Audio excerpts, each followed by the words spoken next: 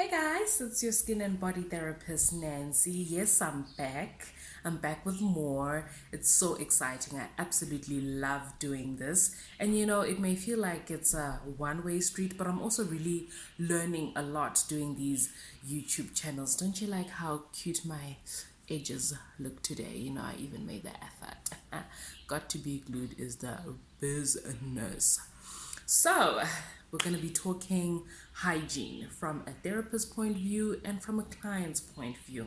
It's just important that, we touch base on such things, just so that, your visit at the salon is pleasant, and then thereafter, your skin and your body is still 100% in check. Okay, so this is why we have to touch base on hygiene. I'm going to get straight into it, the nitty gritty. We are going to be talking about intimate waxing. So you've had a long day at work, okay? You've been up and down the steps, doing school runs, and you make your appointment for 4:30 at the end of the day.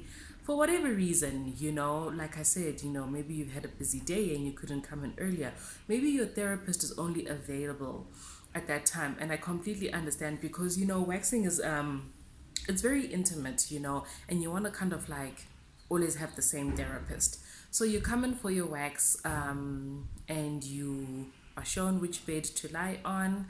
From a client point of view, I would always carry intimate wipes just so that you can kind of like freshen up before your wax so that it's comfortable for yourself and for your therapist. But your therapist should always have these on hand. And I usually take my intimate wipes out at around 2 o'clock, and I just put them on the bed, and I just say to the client, you can hop on, and if you're needing anything, it's there on the bed or up at the top. So up at the top I keep my baby powder, and then at the bottom I keep my intimate wipes, just so that she feels comfortable and they're easily accessible for her. Okay, so yeah, we gotta use those if it's later in the day. You don't want your therapist opening up the windows and putting on the fan. We don't want that. Okay, another important thing is you need to wear gloves when you're doing any kind of waxing.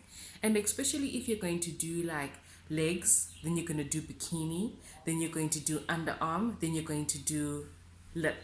Okay, and I always say start with the lip because why? The lip is so sensitive, and I feel like the pores are opened for a long time, hence, people always get rashes or bumps. So, I would say definitely start waxing the lip first, and then you put on your gloves from the get-go. Start with the lip, do the underarm, do the legs, and then do the bikini. That kind of sequence really does work. Okay, all right, when I'm doing like a hectic kind of treatment, if I'm removing like minor skin lesions and I kind of like have to clean the skin and prep the skin, I use witch hazel. Okay, you can also use this as a toner, especially the one with the rose extracts. It cleans out the skin, it's gentle, it's hydrating, it's calming.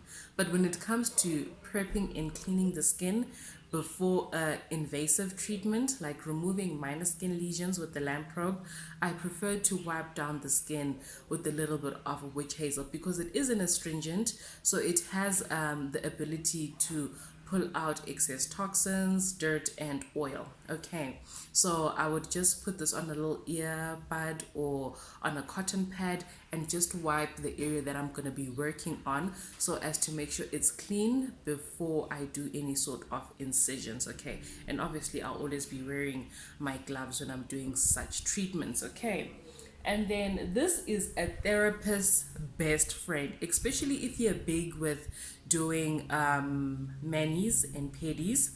I always clean my cuticle nipper, my cuticle pusher, and my nail clipper with surgical spirit. Okay, it's so important that you keep these utensils clean so that you do not spread fungal infections in between your clients. Okay, so at the end of the day, I take all of my cuticle nippers and my cuticle pushers and my cuticle clippers, and I just saturate them in surgical spirit, and I leave that overnight because sometimes I'm so busy. I've got like 3 sets, so I come take the first set, next client, I don't have time to clean it, I take the next set. So I just take everything and saturate this in surgical spirit. Okay, even your tweezers, it's very important to clean those. The surgical spirit will also sort it out. All the trolleys in the salon have to be wiped down in surgical spirit. Okay, it cleans it. Surgical spirit has got menthol, so it's got that clean menthol base afterwards, and it's just such a nice smell to have when you walk in the spa. Okay, all right, so therapist best friend. Okay, sometimes if I can't even find my hand wash or I can't even find my sanitizer, I quickly open this, I do that, I rub it on my hands, boom, my hands are clean, I can start working on the next client. Okay, yes, it does dry out your hands, but sometimes if you're in a rush and it's go, you gotta do what you gotta do. Okay, all right. And the reason why I bring about all these points, also from a client point of view, you need to not really watch your therapist, but be aware of such things. Okay.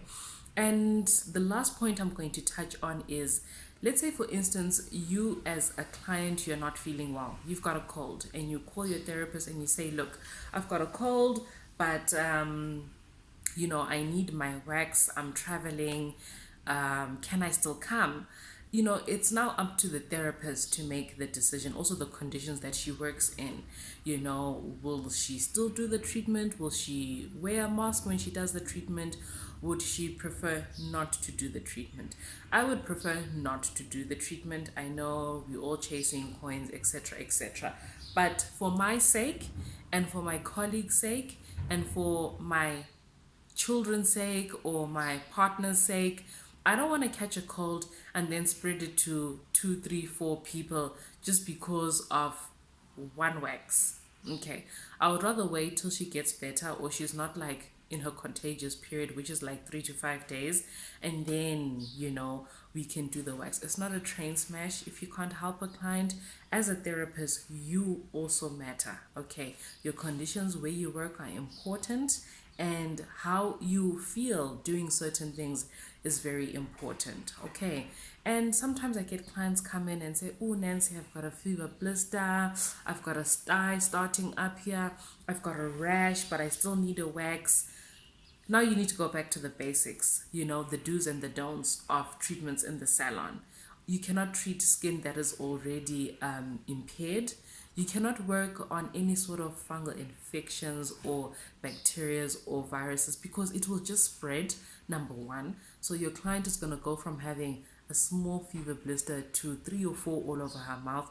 Also, it's contagious and you could get it as well and spread it to your children at home or your other colleagues, and we don't want that. So yes, we want to be on top of our game, we want to help clients, but just remember yourself in all of that. Okay, I hope you learned something from this video, and do click the subscribe button.